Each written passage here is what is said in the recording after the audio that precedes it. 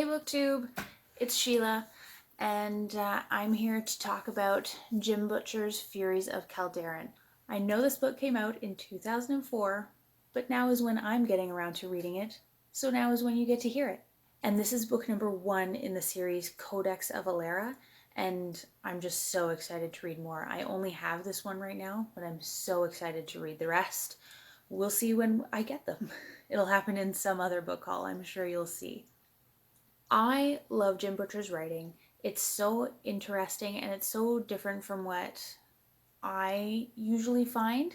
He's got this very suspenseful kind of thing. Like, he's got so much description in everything that he does. You know exactly what everybody's doing. You have a clear picture in your head of what's going on. It's so interesting that he would load so much description into it, but it still moves the story so quickly. I'm so invested in what's going on that I just can't stop reading. It doesn't seem slow to me. Like, even in the middle of the book, it still seems like it's almost the end because so much is happening, so much has to happen. It's such an interesting style to me, and his books I'm always happy to read because I just get so sucked into it and I want to keep reading because it seems like the end and stuff is going on, but there's still so much to read. Anyway, enough about his writing. This is about a young boy named Tavi, and he's about 15 years old, and for some reason he's not able to do something that everyone else can do. There's a whole magic system in this book, and it's all about Furies. And as much as you call them Furies, really they're elementals. So there's fire and earth and air and water, obviously, but there's also metal and wood.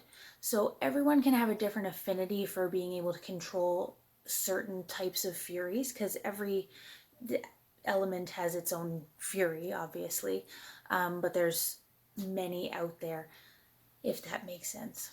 So there are those 6 types of Furies, and everyone seems to have an affinity for a certain one or 2. Sometimes people have 2. That's the maximum I remember seeing in this book. But Tavi, weirdly enough, has an affinity for none. He doesn't seem to be able to control Furies at all, because even though people have affinities for certain ones, and they have certain Furies that kind of stick to them, like they have a name. It's a Fury. It's the one that sticks with them the rest of their life. But they can still control other ones. Like, there's Fury lamps, so they can turn on the lamp. It's easy. It's just a simple little crafting that they do. So there are lots of little things in the world that Tavi can't do. He can't turn on his own lamps. He can't necessarily turn on the running water. It's an awkward world for him, but he's still so clever.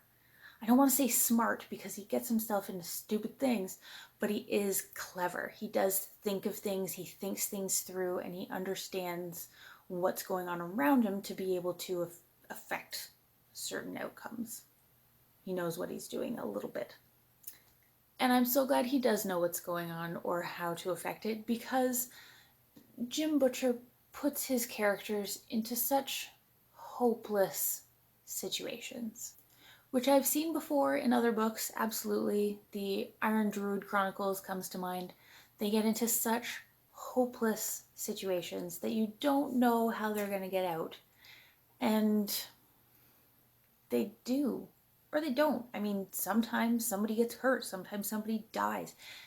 He still has that slight suspense of not knowing if the character's going to die or not. It's not as bad as George R.R. Martin, who just kills anybody and everybody, but you still have some fear. It's not like everybody's exempt and you're going to have your main characters always. But I think Furies are just so super cool, and Fury crafting in general, just because it's so different from what I've seen in a lot of other fantasy books, which are my favorite. You don't see elementals as the exclusive magic. Like, people having a certain affinity for one can do things that people with a different affinity can't. And as much as, yeah, they can all turn on the lamps, the one guy who really can control fire can do crazy stuff. So this book, as I said, it follows Tavi, but it does have obviously other people in the story. He has people who help him. He has his own story he runs off and does. The people who help him do their own little story. So it does show things from different perspectives.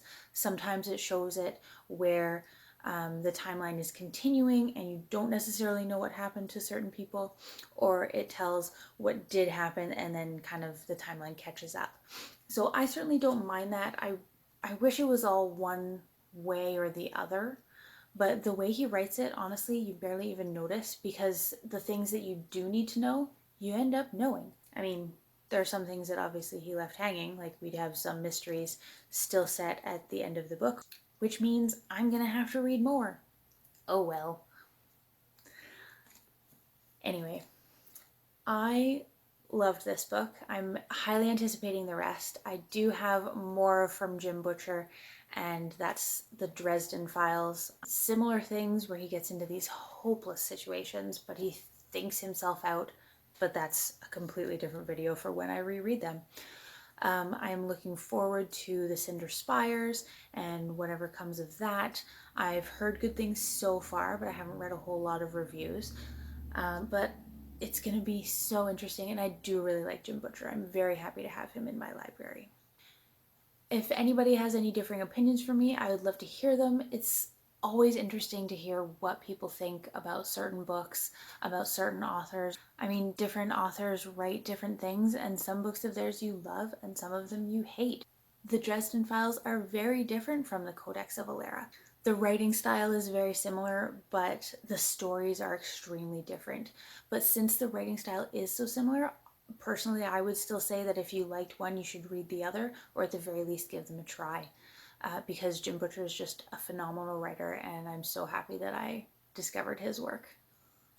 Anyway, I hope you liked it. Even if you didn't, thumbs up, thumbs down, doesn't matter to me. I'm just enjoying making videos because I love reading books, and I know you guys do too. So keep on reading.